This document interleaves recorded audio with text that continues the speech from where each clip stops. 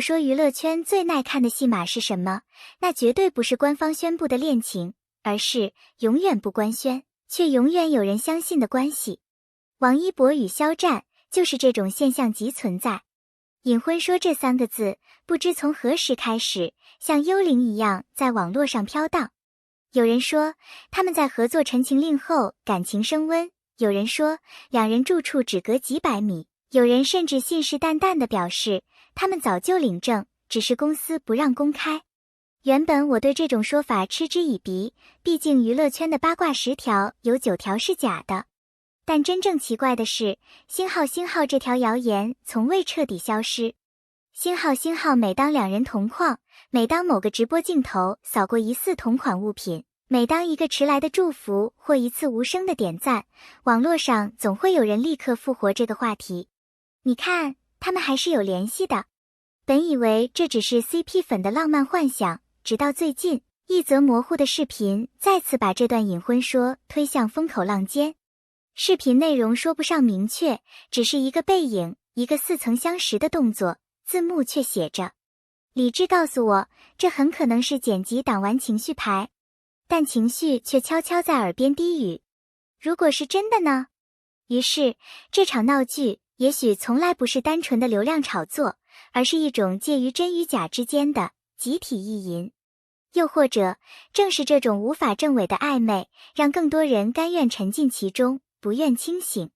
王一博向来惜字如金，能把当答案，用好当总结。但偏偏就是这样一个不爱解释的人，突然对隐婚说做出了回应。事情发生在一次国外采访中，主持人带着试探的微笑问道：最近网上有人说你其实已经结婚了，对此你怎么看？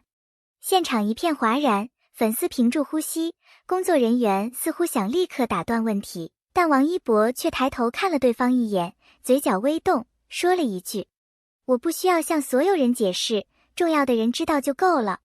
这句话一出，整个网络瞬间炸锅。支持派疯狂截图，你看，他没否认。反对派立刻反击，别脑补，他只是放弃回应黑料罢了。我重播了那段视频至少10遍，他的语气没有愤怒，也没有敷衍，反而是一种无奈中带着坦然的态度。可问题是，重要的人知道就够了。谁？家人？队友？还是那个被所有人默认却没人敢点名的人？也许这只是一个中性的回答，却偏偏带着太多开放式含义，像是故意留下的空白，让所有人都忍不住去填。在随后的一个粉丝互动中，有人再次提起这个问题，语气调皮：哥哥，你说的重要的人是我们吗？原本以为他会敷衍带过，但他低头笑了一下，语速极慢地回了4个字：那个人懂就好。这句话一出，弹幕瞬间失控。有人尖叫，这不是偶像对粉丝的回答，这是某种私密关系的确认。有人冷静分析，正常情况下，如果他说的是粉丝，为什么不用复述你们，而是那个人？也有人半开玩笑的猜测，他这是在给某人发暗号吧。我不知道这句话背后是否真的藏着名字，但我知道他选择了模糊，却不是敷衍。他没有否认，也没有解释，他只是轻描淡写的留下一句懂就好。如果真有这么一个人，听到这句话，会不会心里突然一热？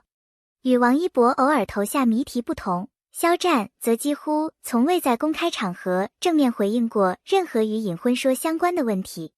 这种沉默，表面上看是成熟艺人应有的自律，但在八卦敏感题眼中，却成了星号此地无银300两星号的象征。但也有人反驳，你站在他的立场想想，否认吧，被说冷漠；回应吧，又被说此地无银。不如不说。我曾试图仔细观察他在各种公开活动中的微表情。在一次直播中，有人刷屏问：你知道最近有人说你和某人关系不一般吗？他当时正低头看弹幕，手里的水杯停住了2秒，但没有回答，只是抿了一口水，然后换了个话题。这种反应很微妙，不是慌张，也不是愤怒，而更像是我看到了，但我选择不回应。那天晚上，CP 粉激情截图，理性粉一脸无语。而我第一次有了一个奇怪的念头，也许他真的在刻意守护某个不方便说的默认状态。围绕隐婚说，粉丝早已不再是一个阵营，而是泾渭分明的三大派系。阵营、立场、典型发言。坚定 CP 派，你越否认，我越信我不需要官宣，我要的是信仰。护主理智派，请不要乱带节奏，他们是好同事，请尊重个人空间。吃瓜看戏派，信则有，不信则无，真假无所谓，只要剧情好看就行。这三派每天在超话、微博、论坛互相拉扯，像在打一场永无止境的心理战。有时候，我甚至觉得这已经超越了追星行为，更像是一种集体参与式创作。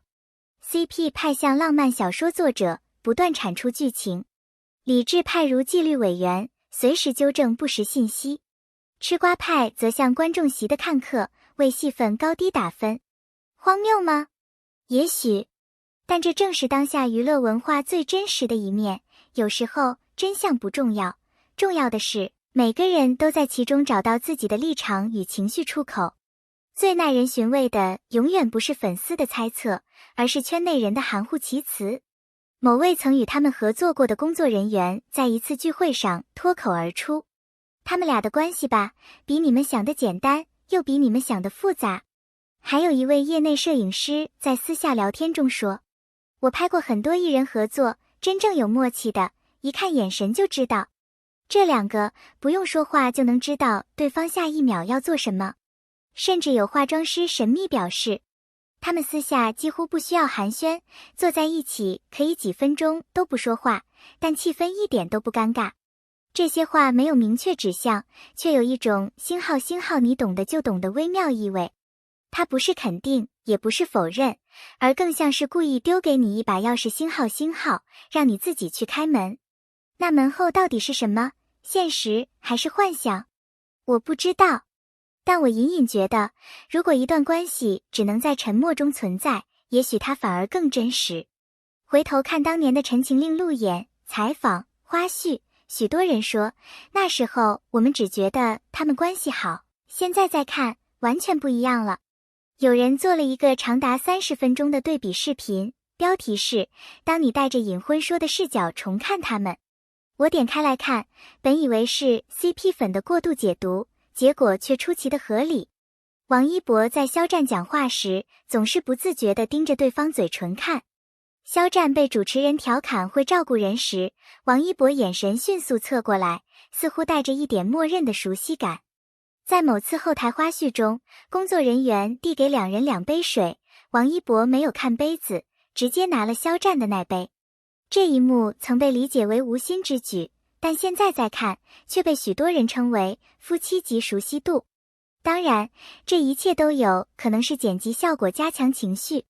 但问题是，为什么他们所有互动中最打动人的，偏偏不是语言，而是那些无法解释的默契？也许，一段关系真正的痕迹，并不在说了什么，而在没说出来却依然被看见的瞬间。最值得深思的问题，不是他们有没有可能在一起，而是，如果真的有，那他们为什么不能承认？娱乐圈不是乌托邦，它被规则、资本、形象所束缚。从商业角度分析，这类传闻既是风险，也是流量。一旦承认，立刻失控；一旦否认，又失去话题热度。更关键的是，他们的粉丝群体结构复杂。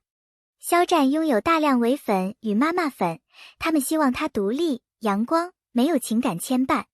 王一博则拥有少年感偶像人设，任何情感归属的明确都可能引发塌房。